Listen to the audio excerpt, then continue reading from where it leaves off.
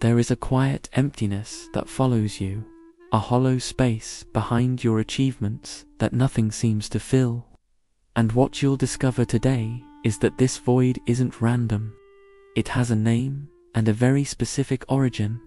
We often treat our past as a closed book, a story we've outgrown. But the earliest chapters are never truly finished. They become the foundation, the hidden blueprint for everything we build in, everything we struggle with later on. That feeling of being on the outside, even when you're surrounded by people. The numbness after a success that should have brought joy. The intense sting of a small criticism. These aren't just bad days. They are echoes. They are the sound of a childhood that was never fully expressed.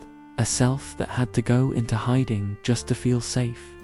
The person you are today was shaped in those formative years, but not in the ways you might think.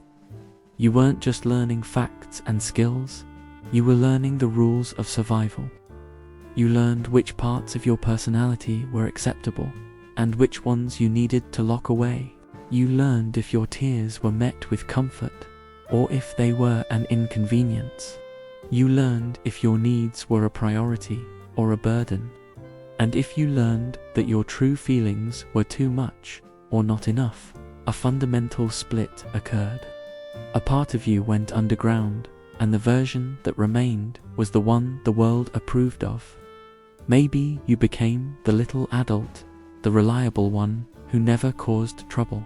Maybe you were the ghost, learning that silence was the safest way to move through your family.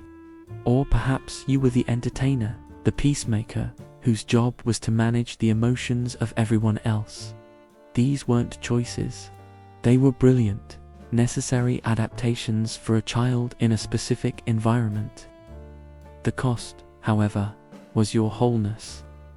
You buried authentic pieces of yourself so completely that you forgot they ever existed. And those buried parts don't just vanish. They wait, like unread pages of your own story.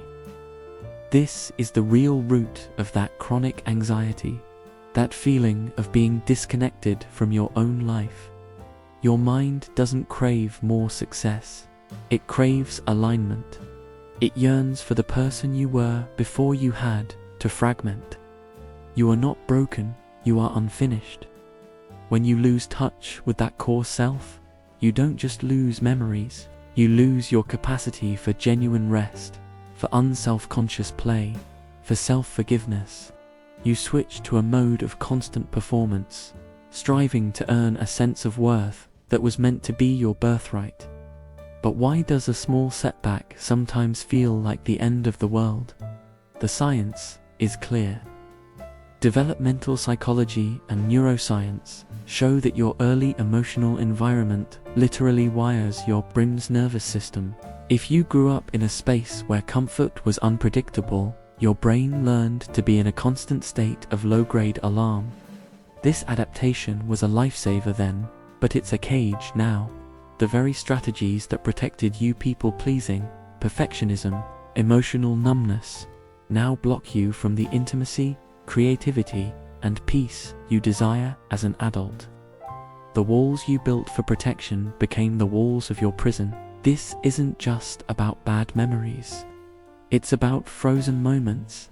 It's about emotional reactions you weren't allowed to have, tears you swallowed, anger you suppressed.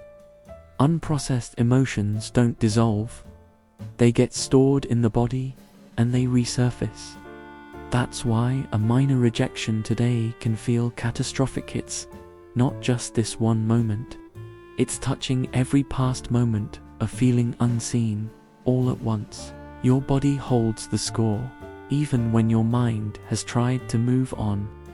So, if you can't outrun this feeling, what is the real way through? The answer isn't to blame your past, but to acknowledge its weight. The way out is through a conscious, compassionate return.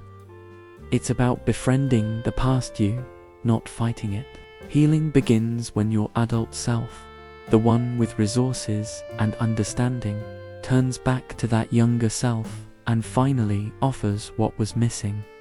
Your pain is not a life sentence. It is a messenger.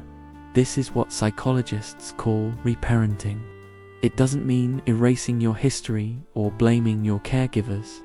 It means you now hold the power to provide the safety, validation, and unconditional acceptance that was scarce back then. How would you speak to a frightened child? That is how you must learn to speak to yourself. Instead of "what's wrong with me?" you learn to say, "it makes sense that I feel this way." Instead of demanding perfection, you offer patience. Instead of numbing the sadness, you sit with it and listen. This is how you build internal safety. It's in the boundaries you set, the gentle way you talk to yourself after a mistake, the permission you give yourself to rest without guilt. And when you start to do this, something profound begins to shift. You'll notice that your adult challenges are rarely new. The fear of failure is often the old fear of disappointing a parent. The drive to overachieve is the child still trying to prove they are worthy of love. When you trace these patterns back to their origin, they lose their power. You move from being a reactive victim of your past to a conscious author of your present. You start choosing instead of automatically repeating. This is where your real freedom is waiting. One of the most liberating steps is realizing that your parents were also carrying their own unfinished childhoods. They parented from their wounds, passing down what they knew, even if it was limited. Understanding this isn't about excusing hurt, it's about freeing yourself from the cycle. Forgiveness, then, becomes an act of self-liberation. It's saying, "This stops with me. I will not carry this forward." This is how you end generational pain. You may never get back the exact childhood you lost, but you can build the adulthood that child deserved. An adulthood where you can laugh without holding back, rest without shame, and love without losing yourself. This is the ultimate homecoming. So if you feel that emptiness, don't run. Sit with it. Listen. That hollow space is not a sign of failure. It is an invitation. It's the part of you that never gave up, calling you back. It's whispering, "I am still here." It's safe to come back now. And when you finally answer that call, your life stops being about survival and starts being about living. And if this resonated with you, please help these ideas reach others who need to hear them by liking this video and following the journey here on Winds of Thought.